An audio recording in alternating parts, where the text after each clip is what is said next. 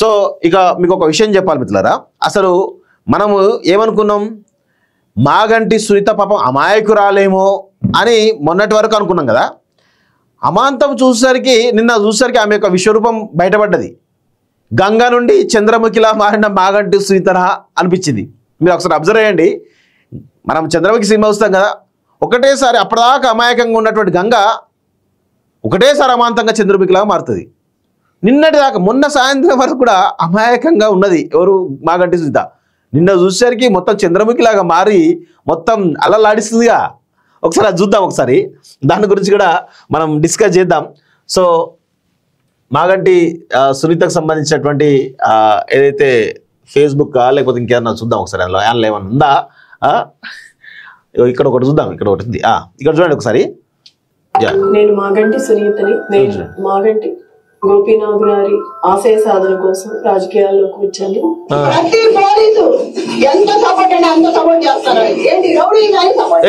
అసలు చూడండి ఎంత ఘోరంగా ఉందో ఇది, అసలు చూడలేక చచ్చిపోయాను నేనైతే. ఇక్కడనేమో గంగలా ఉన్నది, ఇక్కడనేమో చంద్రముఖిలాగా మారింది. నాకు తెలిసి జూబ్లీస్ ప్రజలు బతికి బయటపడ్డారు అనిపించింది నాకైతే. ఎందుకంటే గెలిచేదాకా ఓడమల్లన్న, గెలిచిన తర్వాత బోడమల్లన్న అన్నట్టు. సో గెలిచేదాకా పాపం అమాయకంగా ఏం తెలియనట్టుగా గంగలాగా బిహేవ్ చేసింది. నిన్న ఓడిపోతుంది తెలంగాణనే అసలు రూపం బయట పెట్టింది. జూబ్లీస్ ప్రజలు బతికిపోయారు. లేకపోతే ఈమె రౌడీజం తోటి ఆమె అసలు నవీన్ యాదవ్ని, ఆ చిన్నశేష్ యాదవ్ని రౌడీ రౌడీ రౌడీ అంటూ ప్రచారం చేసిరు. కానీ అసలు రౌడీ ఈమె అన్నట్టుగా అర్థమైంది. లేడీ రౌడీయా పులంతేవి లాగా మొత్తం రెచ్చిపోతా ఉంది కదా అసలు ఘోరంగా. అసలు మామూలు రౌడీ చూపించట్లే. నిన్న ఎక్కడికి మన అక్కడికి పోయింది, ఎక్కడికి వాళ్ళ ఇంటికి. 48% నవీన్ యాదవ్ క్యాంప్ ఆఫీస్ పోయి డైరెక్ట్గా రౌడీజం చేస్తూ ఉంది. ఒకసారి ఆ రౌడీజం ఏదో చూద్దాం ఒకసారి. అసలు మామూలు రౌడీజం కాదా ఆమెది. అసలు అసలు ఇంత ఘోరంగా ఉందా అని అనిపించింది నాకు. ఇగో ఇక్కడ చూడండి, చిన్నశేష్ యాదవ్ సడన్గా క్యాంప్ హౌస్ పోయింది ఆమె. ఇగో ఆమెనే పోయి రచ్చ చేస్తూ ఉంది. ఇగో బెదిరిస్తూ ఉంది అక్కడ.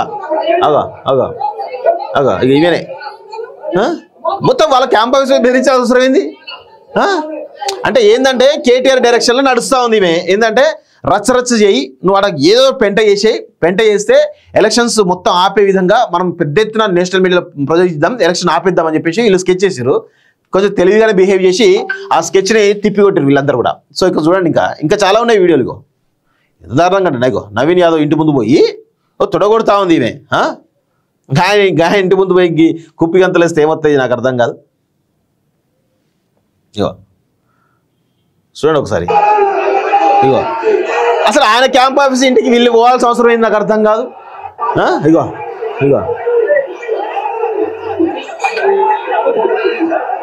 అమ్మో, ఈమె మామూలు సూర్యకాంతం కాదురా నాయన. జూబ్లీస్ ప్రజలు బతికిపోయారు ఈమె ఓడిపోతుందని తెలిసి. లేకపోతే ఈమె రౌడీజాన్ని జూబ్లీ ప్రజలు తట్టుకోలేకపోతుండే. ఇగో వాళ్ళు క్యాంప్ ఆఫీస్ ముందు వీళ్ళు ఎందుకు రచ్చ చేయాలి? ఎవరికైనా కాలుతాయి కదా క్యాంప్ ఆఫీస్ ముందు వేస్తే. నిన్న పెద్ద రచ్చ చేసింది ఈమె, మామూలు డ్రామా ఆర్టిస్ట్ కాదు ఈమె. డ్రామాలకే అసలు ఏ సూర్యకాంత్ కూడా పనిచేయదేమో పాపం. డైరెక్ట్ ఎవరి చిన్నశేష్ యాదవ్ మీదికే రౌడీ ఏం చేస్తూ ఉంది ఈ రౌడీ. చిన్నశేష్ యాదవ్ ఇప్పుడు వాళ్ళే అన్నారు. ఇగో సో ఈ విధంగా రౌడీజం చేస్తోంది ఈమె.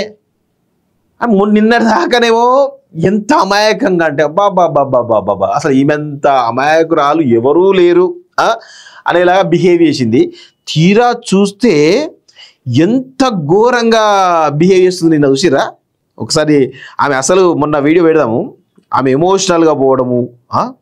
ఇది చూస్తే మనకు చాలా తెలుస్తుంది అసలు ఈమె ఎంత మహానటి కంటే మించి మహానటి ఉన్నది. సావిత్రి కంటే ఘోరంగా నటిస్తుంది కదా. ఇక చూడండి ఎంత అమాయకంగా మాట్లాడింది పాపం.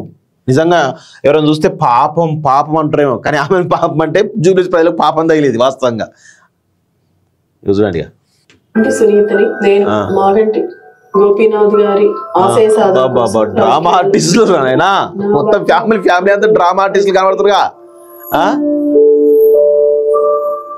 ఈ కష్టకాలంలో పెద్దవారు కేసీఆర్ గారు, సోదరుడు కేటీఆర్ గారు మా కుటుంబానికి అండగా నిలబడ్డారు. సో ఇట్లా ఎంతో అమాయకంగా మాట్లాడుతున్నారు మొత్తం కుటుంబం అంతా కూడా. అసలు ఇక వీళ్ళంతా అమాయకులు లేరు పాపం అని ఎమోషనల్గా తీసుకుపోయే ప్రయత్నం చేశారు. కానీ నిన్న ఎంత దారుణంగా అంటే ఇంత ఘోరమా, గంగా నుండి చంద్రముఖిలా మారితే ఎట్లుంటుందో ఒకసారి చూడండిగా. ఆడబిడ్డ కదా, ఆడబిడ్డ కదా, ఏం చేస్తుంది అనుకుంటున్నారేమో. ఆడబిడ్డ అంటే ఆది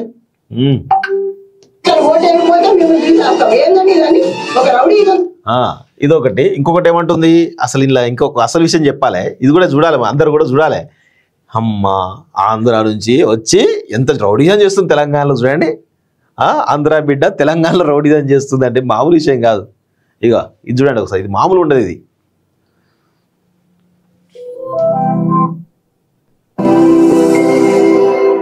నా భర్త ఇన్ని ఎలక్షన్స్ లో ఉన్నప్పుడు కూడా ఇలాంటిది ఎక్కడా వినపడలే. నేను స్టేట్ లో ఉన్న ఆకు రౌడీలు మొత్తం తీసుకొచ్చి పెట్టుకున్నారు. అంత దౌర్భాగ్యమా? అంత భయం ఎందుకు? అంత భయపెట్టాల్సిన అవసరం ఏముంది? దయచేసి మళ్ళీ చెప్తున్నా, ఓటు హక్కు వినియోగించుకోండి. బయటకు వచ్చి ఇట్లాగే ఉంటే మళ్ళీ రేపు ఈ గోండా రాజ్యమే ఉంటది. మీరు కనుక పార్టీని గెలిపించుకుంటే రేపు మీకు అండగా ఉంటది. ఇప్పుడు ఏం జరిగినా నేను చూసుకుంటాను ప్రజలందరినీ. మీకు అండగా ఉంటా, మీ వెనక వాళ్ళు నిలబడతా, పార్టీ అండగా ఉంటుంది. ఏదైనా సరే 13వ తారీఖు వరకు ఎంత ఇబ్బంది అయినా పెట్టండి, ఎంతైనా భయపెట్టండి. కానీ 14వ తారీఖు తర్వాత మాత్రం మాదే. అప్పుడు చెప్తాం ఒక్కొక్కళ్ళ పని ఎవడేంటనేది. అర్థమైంది కదా ఈ రౌడీజం ఎట్లా వేస్తుందో. అసలు రౌడీజం మామూలు వేస్తలేగా, వెనకమాలిన అన్నీ వేసుకుంటా అంటూ మొత్తం ఆంధ్ర భాష మాట్లాడుతూ తెలంగాణలో గెలుద్దాం అనుకుంటుందేమో.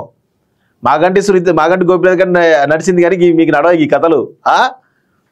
ఏంది నాకు అర్థంగా ఈ రౌడీజం ఏమైంది మీది? 14 తర్వాత మీ సంగతి చూస్తా అసలు రౌడీ బయటకు వస్తుంది. అసలు కేటీఆర్కి ఇంత మంచి వక్తను ఎందుకు బయటికి తీయాలో అర్థం కాలే. అందుకే రౌడీని నాకు తెలిసి ఇన్ని రోజులు అసలు ఆకు రౌడీని మంచి దాచినట్టు నాకు కనబడతా ఉంది. అసలు రౌడీజం బయటపడ్డది. ఇక ఓడిపోతారని తెలియగానే ఇక తన దేకో మేరా రౌడీయిజం అని బయటకు వచ్చినట్టుంది కథ. ఇట్లాంటి వాళ్ళు గెలిస్తే జూబ్లీస్లో ఎట్లుంటుంది? మాగంటి గోపినాథ్ ఏమన్నా అదా? ఆయన కూడా రౌడీగా, మామూలు రౌడీ కాదు ఆయన. ఆయన చరిత్ర చాలా పెద్దది. ఏమున్నది? విత్ ఒకటైతే చెట్టు ఒకటి అవుతుందా? ఇద్దరు ఆయన రౌడీ కాబట్టి ఆయన సక్కులు చేరి ఈమె కూడా రౌడీ తయారైంది. సో జూబ్లీస్ ప్రజలు ఊపిరి పీల్చుకోండి, ఈ రౌడీ రాజ్యం పోయింది. సో నవీన్ యాదవ్ అవునన్న కాదన మీతోటి ఉంటాడనే విషయం చాలా స్పష్టంగా మీకు అర్థమవుతుంది. సో ఇలాంటి వాళ్ళను ఇక మళ్ళొకసారి రానియకండి దయచేసి. కేటీఆర్ ఇక నీ స్వయం కృతాప్రదమే. ఇక నువ్వు నిజంగా నువ్వు బట్టి కేకే సర్వే తోటి నువ్వు ఇద్దరు కలిసే నవీన్ యాదవ్ని గెలిపించినట్టుగా చాలా స్పష్టంగా అర్థమవుతోంది.